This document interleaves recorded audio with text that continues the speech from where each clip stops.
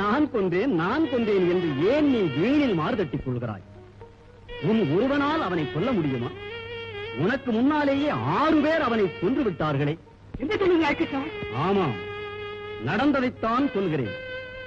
முதலில் கர்ணனது கவச குண்டலங்களை இந்திரன் யாசித்து கவர்ந்து சென்றான். இரண்டாவது, பிரம்மாஸ்திரம் அவனுக்கு பயன் தராது போகட்டும் என்று பரசுராமர் சபித்து விட்டார். மூன்றாவது, கர்ணனால் மகனை இழந்த ஓர் அந்தணர் சமயத்தில் தேர் ஓடாது நிற்கட்டும் என்று சாபமிட்டு பழி தீர்த்தார். நான்காவது, நாகாஸ்திரத்தை உன் மீது 2ஆம் முறை விடக்கூடாதென உன் தாய் குந்தி வரம் பெற்றார். ஐந்தாவது, சல்லியன் தேரை நடுவழியில் நிறுத்திவிட்டு போய்விட்டான்.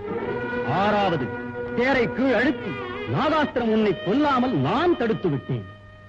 ஆக 6 பேர் உன்னை காத்து அவனை ஏற்கனவே கொன்றுவிட்டேன். கடைசியாக செத்த பாம்பை நீ அடித்துவிட்டு நான் தான் கொண்டேன் என்று வீராப்பு பேசுகிறாய்.